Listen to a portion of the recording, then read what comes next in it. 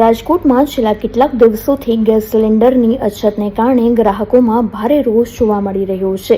અગાઉ જે ડિલિવરી 3 થી 4 દિવસમાં મળતી હતી તેના માટે હવે ગ્રાહકોએ અઠવાડિયા સુધી રાહ જોવી પડી રહી છે. લોકોનો આક્ષેપ છે કે ગેસ એજન્સીઓ ફોન પર રિસીવ કરતી નથી, જેના કારણે અફરાતફરીનો માહોલ સર્જાયો છે.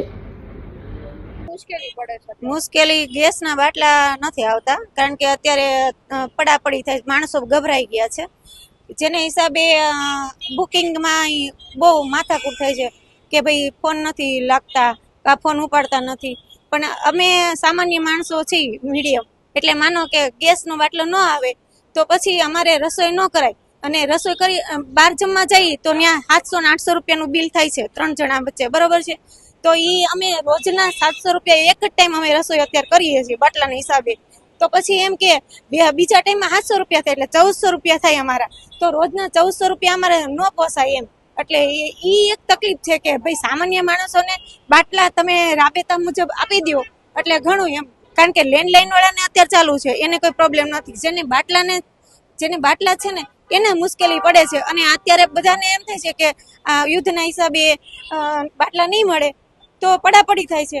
તો એના હિસાબે બધા ગ્રાહકો બુકિંગ કરવા માંડ્યા છે. નતર એટલી બધી પરિસ્થિતિ વિકટ નહોતી એમ. કારણ કે ગભરાણની હિસાબે માણસો એમ કે છે કે અમને પછી નહીં બાટલા મળે તો ચાન્સ નહીં લાગે તો પછી અમે શું રસોઈ કરશું. બધા રેસ્ટોરન્ટ બંધ થઈ જાય છે, તો રેસ્ટોરન્ટમાં જમવા ક્યાં જશું, એ બધા પ્રશ્ન થાય છે. અને બાળકોને અત્યારે પરીક્ષા 12માની ચાલુ થાય છે. હવે અમે બાટલા ગોતવા નીકળી કે 12માના છોકરાઓને સાચવવા. મારી છોકરીને સાયન્સમાં છે 12મામાં. હવે કાલે તેનું છેલ્લું પેપર છે. હું એને મૂકીને ઓનલાઈન ક્લાસ હતા તોય મૂકીને હું અહીંયા આવી છું. મારું નામ ચંદ્રેશ પોપટ છે અને અમારે કોમર્શિયલ કનેક્શન છે.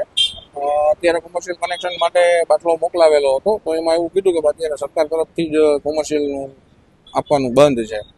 તો ક્યારે આપશો, તો એના માટે એ લોકો કંઈ જવાબ નથી આપતા કે ક્યારે આપશું. એટલે આમાં તો હવે શું છે કે થોડી રાહ જોવી એ પણ વ્યાજબી વસ્તુ છે, પણ કેટલો ટાઈમ રાહ જોવી જોઈએ એ આ લોકો કહેતા નથી કે અમે તમને 2 દિવસે આપશું, 3 દિવસે આપશું, 4 દિવસે આપશું. એવું આ લોકો એમ જ કહે છે કે અત્યારે બુકિંગ જ બંધ છે કોમર્શિયલ માટેના. ઘણી બધી નુકસાની થશે આમાં, કેમ કે અમારે ફરસાણ બધું ગેસ ઉપર જ જનરલી બધું બનતું હોય. તો હવે એનું બીજું ઓપ્શન અમારે અત્યારે માર્કેટમાંથી કંઈ પણ ફરસાણ બનાવવા માટે પરચેસ કરવું પડે, કોલસા પરચેસ કરવા પડે કે ઇન્ડક્શન ચૂલા આવે છે એ કરવા પડે. તો ઇન્ડક્શન ચૂલા પણ સીધા ડાયરેક્ટ ચાલતા નથી, એના માટે જીબીનું કનેક્શન મોટું જોઈએ છે. તો એ પણ ઇઝીલી અવેલેબલ ના હોય ઘણી બધી જગ્યાએ. અમે તો 4-5 દિવસથી હેરાન થઈએ છીએ. અત્યાર સુધી તો મારી પાસે હતા બાટલા, ત્યાં સુધી અમે યુઝ કર્યા, પણ હવે તો છે નહીં મારી પાસે. એટલે માણસને મોકલો તો ભરાવવા માટે, અહીંથી જવાબ ના જ પાડે. કંઈક બીજું ઓલ્ટરનેટિવ ગોતશું. આઈઓસી સપ્લાય આપે છે ધીરે ધીરે, એક સાથે લોકો બધા બુકિંગ કરાવે છે એટલે ઘસારો છે. પણ ધીમે ધીમે અમે બધાનું બુકિંગ લઈએ છીએ અને જેમ જેમ સપ્લાય આવે છે એમ બધાને આગળ અમે આપતા રહીએ છીએ.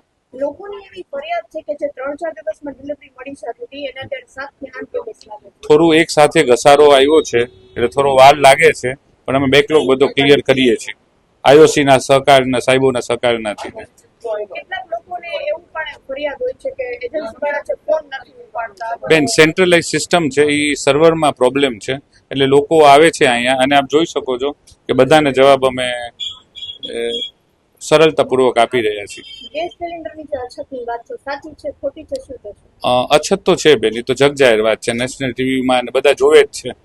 એના હિસાબે પેનિક સિચ્યુએશન છે, લોકો બધાને જરૂર નથી એ લોકો બી લે છે, બટ સપ્લાય બી આવે છે આઈઓસી માંથી અને ધીરે ધીરે સિચ્યુએશન નોર્મલ થઈ જાય એવી આશા છે.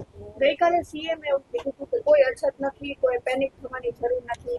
એટલે એ જ છે કે સપ્લાય આવે છે, પણ એક સાથે ઘસારો થયો છે ને પેનિકના હિસાબે, એના હિસાબે થોડી તકલીફ છે, પણ સપ્લાય ચાલુ છે ધીરે ધીરે.